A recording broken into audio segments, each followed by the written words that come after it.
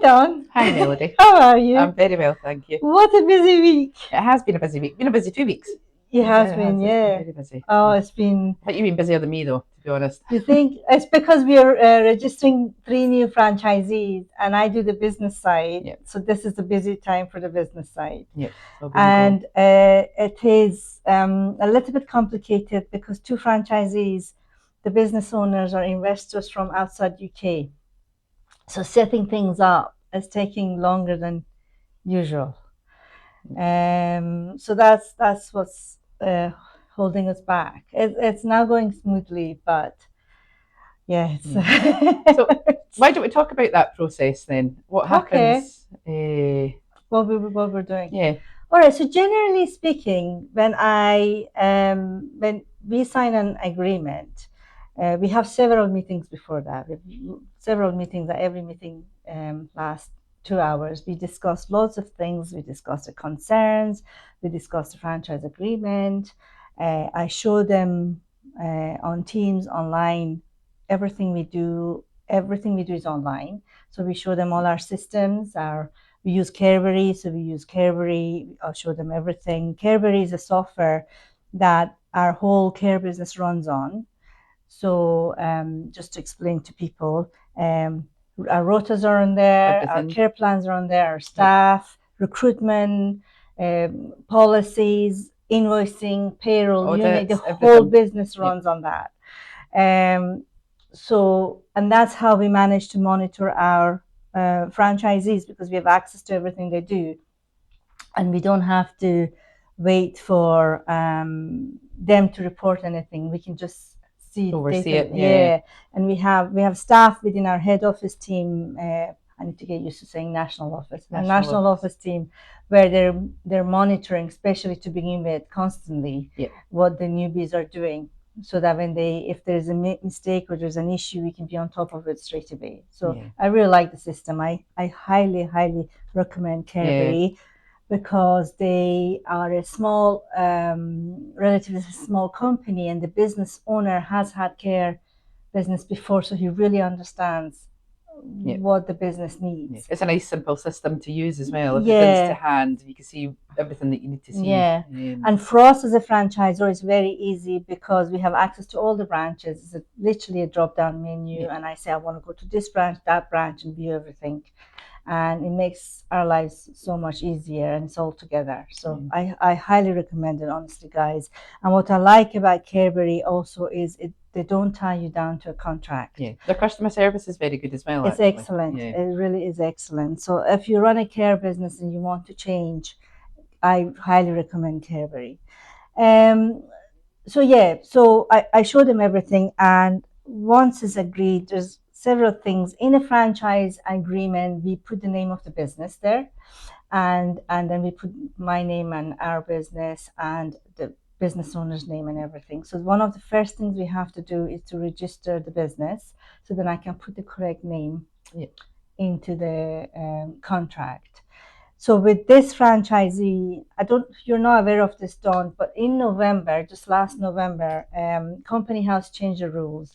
Now you need to prove your ID online, and as a director. So it doesn't matter how many businesses you have, you need to do that.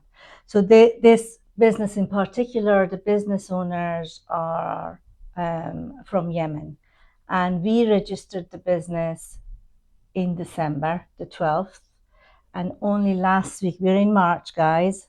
I think today is 18th of March.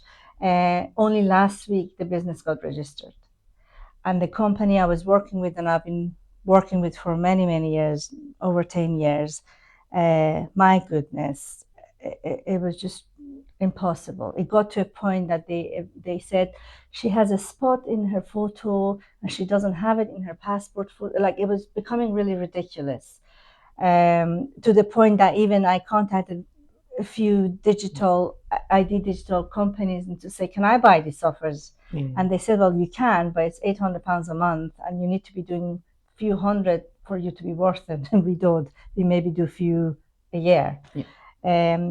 I went to LinkedIn and I asked for help, and this very lovely company got in touch. And it got sorted within 2 seconds, guys. Within 2 seconds. We've been at it for 3 months. That's the thing, isn't it? If you're going round in circles and nobody's coming up with solutions to fix it, then you just keep going round in circles. They were just throwing obstacles. And when I spoke to one of these guys who actually owns one of these software companies, he said it's ridiculous, Melody. Doesn't matter whether you've got a spot or not, because ladies wear makeup. Yeah. Ladies wear makeup, and maybe when you go and take a passport photo, you put makeup on so you cover your spots and everything. Yeah. Or you might just have a spot that week. Yeah, and exactly. Yeah. And the digital ID was, I don't know what was going on. It was back and forward, and obviously in our end, it didn't look really professional because it was outside my control. Yeah. So now we're setting up the bank account, and the bank account again is a bit different, but it's getting finalized today. Whereas generally speaking, I registered the business. A few days later, we open a bank account for them. Job's done. The contract is signed. Everybody's happy, and straight away we moved to onboarding. So this took a bit longer. Now we know what to do for the next one, because the next franchisee you signed up, they are in Saudi, so it's going to be the same process. Yeah. But in the process of this, there's how they say there's a silver lining. We've now met this new company that they specialize in home cares, and because these two new franchisees, the business owners are abroad just now, and they're going to recruit a manager, an experienced manager, to set up the business, run the business, register the business and everything. They're not going to be as hands-on from day one. We're going to partner with this accounting company that they specialize in home care, to oversee and they're going to be really hands-on. So that's a positive outcome, I suppose. I met with a new group of people. I find LinkedIn really positive. So generally speaking, it's a very smooth process. We register the business, sign the contract, open the bank account, and then you and your team start the onboarding process and registering for CQC and care inspector and everything. Yeah, so it's getting everybody ready, the nominated individual, which is going to be the registered manager in these guys' cases.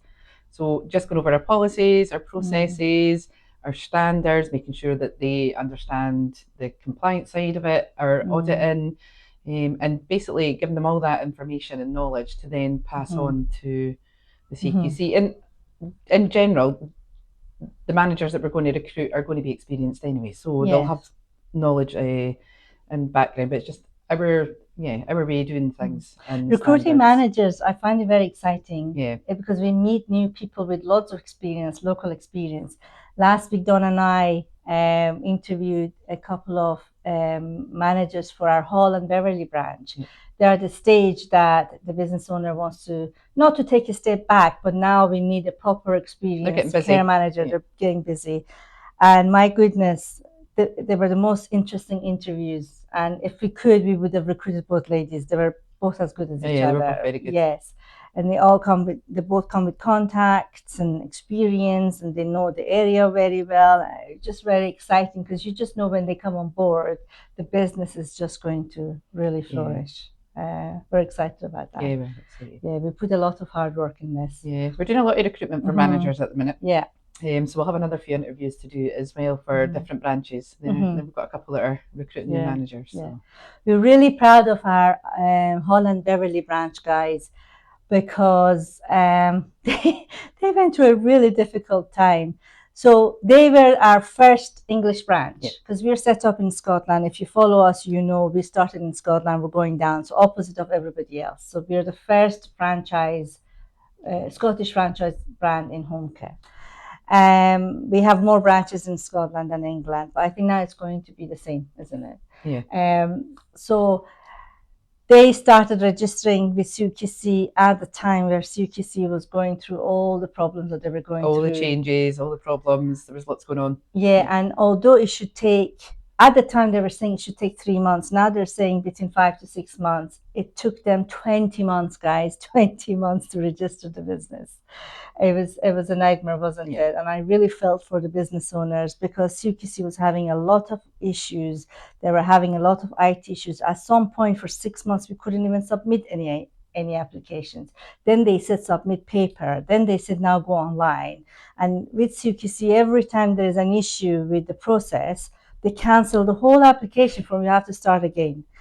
And I can tell you, Scotland is not like that. Scotland is such a smooth process, is excellent. If there is ever any issue with the application form, all care inspector does, they give you a phone or they give you an email and say, can you log in and fix this or fix that? That's all. Whereas in England, CQC cancels the whole process. You have to start all over again. You go back to square one. So it's not the best process. No. We find with our English branches. But hopefully they're improving, because I know that they're putting a lot of changes back in again. So and they've recruited a lot of regulators as well. So hopefully it improves. So, but we'll soon find out. When we have to do something, it generally goes smooth.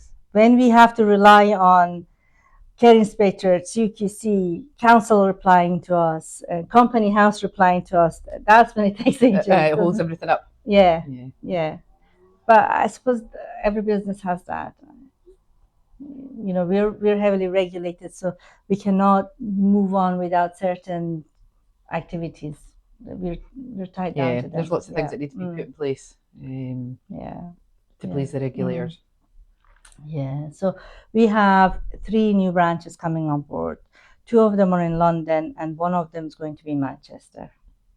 And we're very excited with the one in Manchester. It's not signed yet, so maybe I shouldn't talk about it to jinx it, but I'm quite excited. We've been talking to the business owner from Manchester for months, I think from October, November. And he is a registered nurse and he is a mental health nurse. He's got 15 years of experience. So we're very excited to work with him to see how it's going to go. He seems lovely. We don't have a nurse within us yet. This is going to be our first nurse. Yes, we have a nurse working in the national office, but not as a business owner. So we're very excited just to see what everybody brings, because different personalities brings different things to the different ideas, different ways of going forward. And he's very calm. You just want to sit down and listen to him. That's a good thing. So we're very excited. So Dawn, what challenges have you been facing recently? I told you my 2 weeks have been very busy with setting up these businesses. It's quite funny because we've got a couple of branches all facing the same kind of challenges just now. And the challenge is family members. They're very involved in the care planning, and when a client's needs change, so mobility, for example, and it's all been mobility issues, the branches are finding it challenging to get family engaged, to be allowed to go in and do assessments. Family are refusing for us to apply for OT assessments and things. So we've had to really kind of look at it and kind of go above families' heads to say, actually, we've got a responsibility for staff.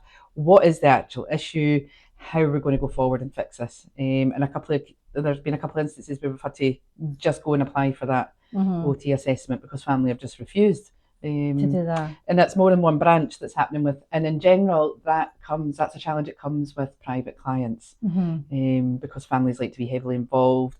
They don't always know what they don't know. So our job is to provide knowledge and understand and explain why things are important. Some families take it on board, some don't. And you know what? Our franchisees who are not as experienced as us, they always want to take the side of the family.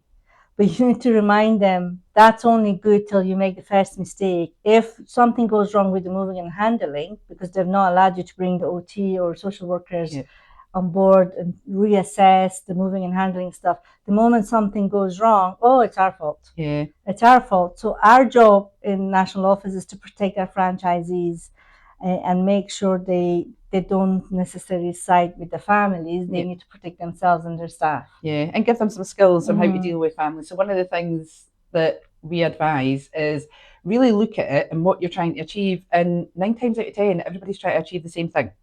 Everybody's trying to achieve the same thing, but on different pages. So it's really going back to that family and say, I understand you're wanting the best care. We're also wanting to provide the best care, and we need a solution going forward. So getting everybody on the same page is really, really important. And 9 times out of 10, everybody wants the same thing at the end of the day. So but it's how you put that across.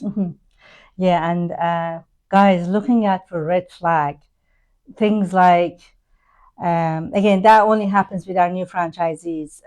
The ones who have experienced care managers on board, it's only a couple of branches that they are qualified to be managers themselves, and that's something we're reviewing that maybe we don't recommend going forward. But they are qualified to be managers, but they're not experienced enough. And it's red flags, things like a client was in a hospital for 2 years, then they were only allowed to come home if there was a full-time living care in place. So the client came home from the hospital with us as a living care, and then 2 weeks later, the family canceled the living care because they wanted to look after. And these are red flags that it should have been reported and it wasn't at the time. So now we're on top of it, sorted. But it's just things that more experienced team would have picked up on straight away. You and I would have said, no, he only came home with the living care. This needs to be reported, but maybe. Even just so social worker aware. If there's nothing sinister in it, there's nothing sinister in it. If there is, then you've done your bit and to cover and ourselves. You've reported it as well. Yeah. So, do you not find that the challenges for all our branches are pretty much the same? The only thing is, for example, our Edinburgh branch, which is the busiest branch, they have about 2,000 hours. They just have more of them. And the smaller ones with 100 hours or 170 hours, they just have less of them. But the challenges are pretty much the same. In every business. Complaints handling has been a bit of a challenge for our newer franchisees, and I think in some cases a lot of people take it quite personal, and they see it as a reflection on them rather than an opportunity to, I know we spoke about before with complaints, but rather than an opportunity to use it as feedback and improve maybe certain areas. And actually it's good for showcasing your strength, because if you handle difficult things well, that gives confidence to the family. It's building up more trust. And if it's handled not very well, then it has the opposite effect, potentially at the end of it losing the client, and your reputation as well is at risk. But one of the things we're finding these days, guys, is the use of AI at work. We do encourage it, but we weren't prepared that we need to provide training how to use AI at work. So we're having to do that now. To explain to you is, some staff are using it wrong. So for example, they use AI to write their notes, which is either too much, or I remember this note was like about 10 pages long for a visit of, I don't know, a couple of hours. No, you don't do that. It doesn't matter if your English is not perfect. Your notes are a legal document. They need to be accurate. There was another thing that one of our coordinators used. You explain that better, because I remember last week I could hear a lot of chats in Dawn's office about confusion about what is the situation with the client. We were reading the history, we were reading the notes, and we were like, okay, somebody has complained, but it wasn't clear who's complained. Was it a family? Was it a social worker? Was it a staff member? I think the title had started on their behalf. Which generally states it's not the person themselves that complained. And it was raising concerns. We were really worried about the situation. Who it was. By the time we managed to properly look into it, and Dawn will explain all that to you, it looked like a very serious issue, and you guys were panicking about, this needs to be dealt with straight away. It was one branch, and it looked like there had been several complaints raised by other people about the safety of our service. And we didn't know who these other people were or who was raising the complaint. So once we addressed that, it turns out that the person who had uploaded the information had used AI and just added in on their behalf. So, They weren't reading what they were uploading, so they were asking AI to upload notes. So the AI uploaded it wrongly or put the sentences wrong together and made the things look horrendously wrong or worse. It looked like the business wasn't safe, our processes weren't safe, the client was in danger, and none of it was true. And we true. had all these external people complaining that we didn't know who were all the external people. But luckily for us, the branch is near head office, so my whole team on different days actually had to go and sit in the office of the franchisee, go and observe the process, observe the client, observe the moving handling, and just be in every visit. Yeah, to get an accurate picture of what's happening. Yeah, and then it wasn't until the end you realized the coordinator just didn't understand how to use the AI properly. Yeah, and all that could have been avoided. So that is the challenge we're now. We listen to a lot of, I don't know if you do, but I listen to a lot of podcasts about AI. And this is now highlighting the fact that we seriously, even with our own little network, needs to provide training, that you can't just not understand the technology and put anything there. Can you imagine if it was care inspector reading that? Yeah, especially if you're asking for advice, because sometimes it gives you the wrong advice. Yeah, you need to have a good understanding of what you're asking it, to then be able to read it and pick up, actually that's not quite accurate or that's not right. Because if you just take its word for gospel, like you say, you're going to end up in serious trouble with your care inspector or the CQC, because it's not accurate, it's not the correct information that's given you. So it has great aspect. I use it a lot for professional emails and things. It's my typing and it's not the best. So I use it to, if I need to make my email look a bit more professional, I'll use it for that. I use it a lot when I'm angry, guys. I write an email and I read it and I'm so angry I don't know how to make it nice. And then I put it in Copilot and say, make it less angry and nice, but to the point. Yeah, make this a bit more friendly. Because I think if my email goes the way it goes, the relationship is going to break beyond repair. I use it a lot for auditing. The only thing with that is you need to understand what it is, because you need to feed it information. You need to give it instructions for what you want back, and it's trial and error, a lot of it. But you also have to be very careful of what AI you're using because of GDPR. There's a lot of that data protection in regards to AI. So you need to be very careful what information you're putting in. So it's personal information about clients and things. That's a big no-no, unless you've got a secure AI system that you're using, which we're lucky that we do.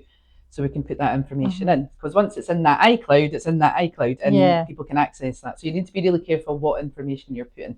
But it's great for when you upload all the information correctly, you give it the right instructions, it can create lots of really good reports, it can identify trends, patterns, it can pick up lots and lots of things and cut out days and days of work. You can literally get that information in 15 minutes and it would take you 2-3 days to sift through all that information.